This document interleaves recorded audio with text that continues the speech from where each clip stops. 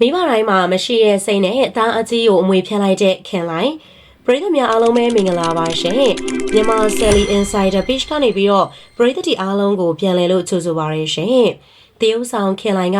လူရှင်တော်ကနေတဆင့်ရုပ်ရှင်တရုတ်ဆောင်လောကတွေကိုဝင်ရောက်ခဲ့ပြီးတော့ဗီဒီယိုဇာတ်ကားပေါင်းများစွာမှာပါဝင်တရုတ်ဆောင်ခဲ့တာဖြစ်ပါတယ်ဗီဒီယိုဇာတ်ကားခင်မှာအောင်မြင်ခဲ့တယ်လို့ရုပ်ရှင်ဇာတ်ကားကြီးတွေမှာလည်းပါဝင်တရုတ်ဆောင်ခွင့်ရခဲ့ပြီးတော့ဟာတာတရုတ်ဆောင်အဖြစ်ကိုလူသိများလာတာဖြစ်ပါတယ်အခုချိန်တော့တရုတ်ဆောင်ပိုင်းအပြင်ဒါရိုက်တာအနေနဲ့လည်းဦးခင်လိုင်းကဇာတ်ကားတွေရိုက်ကူးနေတာဖြစ်ပါတယ်ဇက်ပိုတွေထဲမှာဆိုရင်တော့ခင်လိုင်းကတော်တော်လေးကိုအောင်မြင်ခဲ့ပြီးတော့ချမ်းသာတဲ့သူလို့ဆိုရင်လည်းမမားပါဘူးခင်လိုင်းကတော့သား2ယောက်သမီး1ယောက်နဲ့ပျော်ရွှင်စရာကောင်းတဲ့မိသားစုလေးကိုပိုင်ဆိုင်ထားတာဖြစ်ပါတယ်သားလည်းနဲ့သမီးဖြစ်သူဖခင်ဖြစ်သူခင်လိုင်းရဲ့အနုပညာအမွေကိုစက္ကန့်ထားကြပြီးတော့အနုပညာအလုပ်ကိုဆက်လက်ပြီးတော့လုပ်ကိုင်နေကြတာဖြစ်တယ်။ဒါကြီးကဆင်းရဲတဲ့အတိုင်းဝိုင်းရမိန်းကလေးနဲ့ဖူးစာဆောင်ခဲ့တာဆိုပေမဲ့လည်းခင်လိုင်းတို့မိသားစုကနွေးနွေးထွေးထွေးနဲ့ကိုကြိုဆိုပြီးတော့လက်ခံပေးခဲ့ကြတာလည်းဖြစ်ပါတယ်။မိန်းကလေးရှင်ဘက်ကိုလည်းတင်တောင်းတင်တယ်တောင်းရမ်းပေးပြီးတော့လက်ထက်ပွဲကိုလည်းခန်းခန်းနာနာကြီးကိုကျင်းပပေးခဲ့တာဖြစ်ပါတယ်အခုချိန်မှာတော့သားကြီးကသူတို့ရဲ့အိမ်အောင်သက်10နှစ်ကျော်ကြာခဲ့ပြီဖြစ်တယ်လို့သမီးလေး2ယောက်ကိုလည်းပိုင်ဆိုင်ထားရပါတယ်ဒါပေမဲ့ပျော်ရွှင်စရာကောင်းတဲ့ခင်လိုင်တို့ရဲ့မိသားစုလေးကအခုချိန်မှာသတင်းစကားတချို့ကြောင့်စိတ်ညစ်နေရတာဖြစ်ပါတယ်အခုလက်တလုံးမှာတော့ခင်လိုင်ရဲ့သားကြီးဖြစ်သူကဆင်းရဲတဲ့မိန်းကလေးကိုယူလိုက်လို့ခင်လိုင်ကအမွေဖြတ်လိုက်တာဆိုပြီးတော့သတင်းစာစကားတွေကနေပြီးတော့ဒါ social media မှာ page တွေကနေပြီးတော့ဒါစကားတွေထွက်နေတာဖြစ်ပါတယ်ခင်လိုင်ကတော့ line ပေါ်ကဝေဖန်တဲ့တွေကို social media ရှေ့ကိုထွက်ပြီးတော့ပြန်လည်ဖြေရှင်းတာမျိုးလုပ်လို့မရှိပါဘူးဒါပေမဲ့သားကြီးနဲ့ပတ်သက်တဲ့ဝေဖန်တဲ့တွေကိုတော့မိသားစုကိစ္စဖြစ်နေတာကြောင့် social media ရှေ့ကိုထွက်ပြီးတော့ရှင်းလာခဲ့တာဖြစ်ပါတယ်ခင်လိုင်ရဲ့သားကြီးက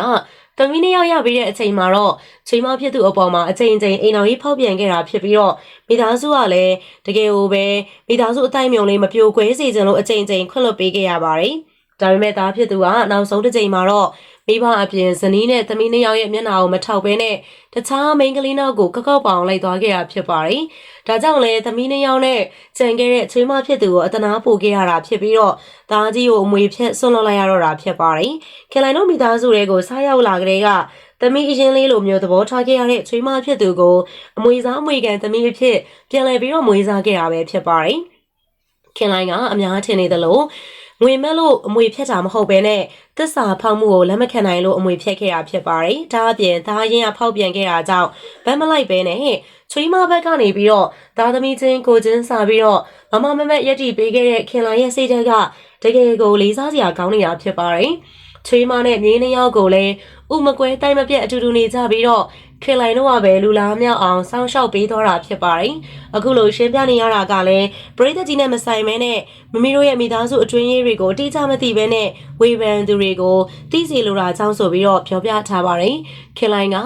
ငွေမက်တယ်လို့အထင်လွဲနေကြတဲ့သူတွေကိုလည်းသူ့ရဲ့ချွေးနှင်းစာကိုသာမတ်မောပြီးတော့စူးစမ်းလို့ရတဲ့ငွေကိုသာမတ်ကြောင်းသူများရဲ့ငွေကိုမမတ်ကြောင်းဒီကနေ့ချိန်ထိမဟုတ်တာမလုပ်ခဲ့ပဲတမအာဇီဝအလုံးနဲ့ရလာတဲ့ငွေနဲ့သာရက်တည်နေကြောင်းလည်းရှင်းပြထားပါတယ်အခုလိုမျိုးသားသမီးချင်းကိုချင်းစားတဲ့စိတ်နဲ့ဆုံးဖြတ်လိုက်တဲ့ဦးခင်လိုင်ရဲ့ဆုံးဖြတ်ချက်အပေါ်ပရိသတ်ကြီးကလည်းချီးကျူးနေကြတာဖြစ်ပါတယ်ပရိသတ်ကြီးရောဘယ်လိုမျိုးထင်လဲကောမန့်လေးထဲမှာရေးခဲ့ပေးပါအောင်ဦးခင်လိုင်လိုရောက်ခမမျိုးကတော့1000မှာ1ယောက်တောင်ရှားပါမယ်လို့ထင်ပါတယ်ရှင်